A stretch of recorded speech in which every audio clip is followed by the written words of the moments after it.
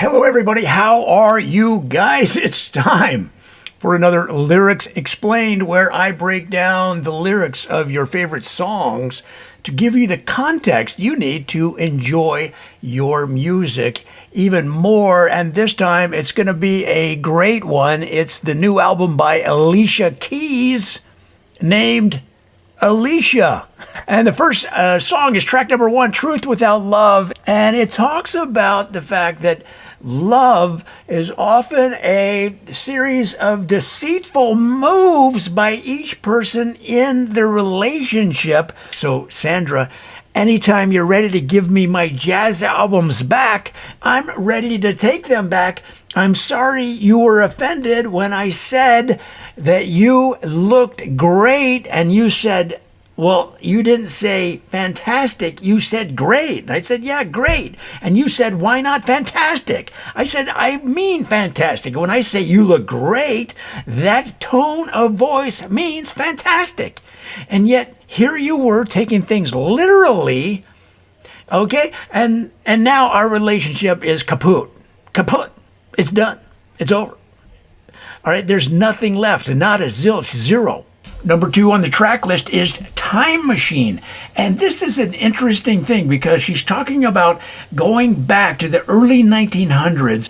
And this song talks about looking back in the past. Now, this is a New York City girl. Of course, New York City has been the theme of some of her monster hits. And here she's talking about a time machine. What can we learn from the past? What is nostalgia really, other than a warm feeling of a time gone by? But what can we learn that was good about that time and bring it into the present so that we can resolve a lot of the difficulties we have in this time? Time machine. Very interesting concept. And number 2 on our list. Now, number 3 is Authors of Forever. This goes back to when she was 11 years old. Now, remember, she was composing songs at the age of 12. And she actually created a group of authors in her neighborhood in New York City, and they called themselves Authors of Forever. And in fact, at that age, they considered themselves to be somewhat of a gang. They would hang together. They had jean jackets that Authors of Forever on the back, and they'd walk around New York City challenging people on the street to quote Shakespeare, and if they didn't, they would crack an egg over the top of their head, and they'd say, get to know your sonnets, boy, and they'd move on, creating a little ruckus in the early part of her career. But of course, she matured and moved on from that, moved into songwriting, and is now the big star that we know today. Now, number 4 is Wasted Energy, and again, a great collaboration with Diamond Platnumz and all of the songwriters on there, Carrie McLaughlin and others. She's talking about the wasted energy that we so often spend every day looking for our keys, looking for our wallet. Now, let's say that you had your keys and you were moving toward the door, but then you stopped. You're like, I didn't feed the dog. So you turn around and you feed the dog. Now you go back to the door, you pat your pocket, no keys. And you say to yourself, how did I lose the keys between going to the door the first time, turning around to feed the dog, and you can't find them, and you start going so crazy that you start actually looking in the dog food. Well, maybe they fell in the dog food, and you're digging through the dog food. Now, number 5 is Underdog. And how many times have we been underdogs in our lives? Let's take relationships and the dating life. Now, you might get onto some of these dating apps. That's how it's done these days. You could be Bumble, it could be Tinder, it could be Hinge, who knows? All right, and you are starting to meet people and you're communicating, you're being witty and cool and funny and interesting. And you're getting some interest from people, and all of a sudden what you thought was a connection with somebody is gone because they found somebody better, and now once again you're the underdog. And this song talks about strategies that you can use in your life to battle back against people that you might perceive have more going than you do, but it shows you how you can dig deep and find what's unique about you. And the next list is track 6, 3-Hour Drive, featuring Sampha. So many great collaborations on this album. So this song talks about what was supposed to be the follow-up to Empire State of Mind. Now, if you remember Empire State of Mind, they talked about, if I can make it there, I can make it anywhere. So this song talks about the follow-up hit that was supposed to be called Albany State of Mind. And it talked about life in Albany. The lyrics talked about, if I can make it there, meaning Albany, I can make it anywhere, meaning Buffalo. Number 7 on the track list is Me Times 7, featuring Tierra Whack. Now, this is a great song because it talks about partying in New York City. Why live in New York City if you can't occasionally even get out and spend all night partying, all night having fun, exploring the city, going to the nightclubs, going out dancing, whatever? But sometimes you go at it a little too hard, and this song talks about Tierra Whack waking up in the morning at Alicia's place out after a whole night. They were out all night and came home when the sun was coming up over Manhattan. And then once they woke up, Tierra Whack looked in the mirror and saw 7 of the images. Not just one image, 7, because that hangover was so strong. Now, number 8 on the track list is Show Me Love, featuring Miguel.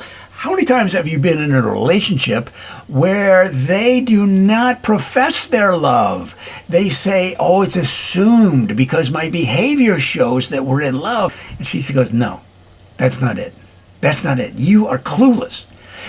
I want you to tell me you love me. And I'm like, I really care for you a lot. What isn't my constant presence in this relationship a clue that I love you?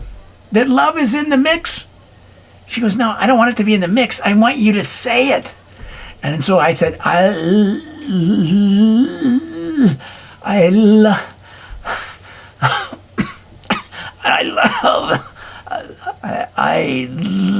like you so much. Number 9 on the track list is So Done, featuring Khalid. And what's great about Khalid on this track is that he is such a great cook. So many collaborators with Khalid in the past have commented that he is great at cooking, especially breakfast items, because he uses a cast iron pan. Now, a lot of people are afraid of using a cast iron pan for breakfast items other than bacon, which is the common application.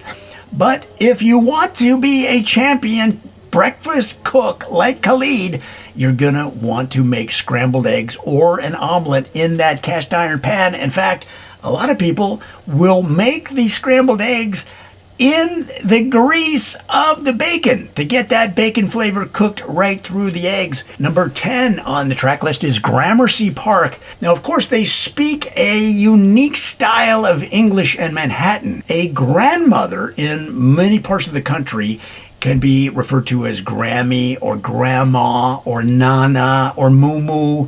But in New York City, they're known as Gramercies. So you say, I'm going over to my Gramercy's house. And so in this case, her actual Gramercy lived on the edge of Gramercy Park.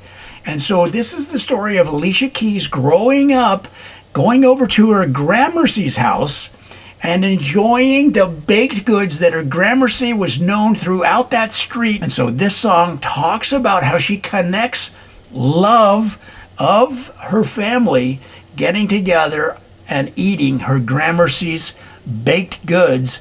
Love Looks Better is number 11 on the track list, and this talks about her love of tennis.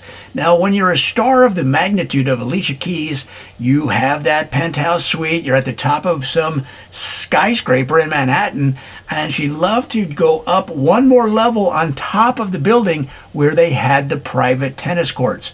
Now, she was playing a match with her friend. Her friend inadvertently served the ball, and it hit the top of the racket. So the ball went over the edge of the fence down onto the Manhattan streets.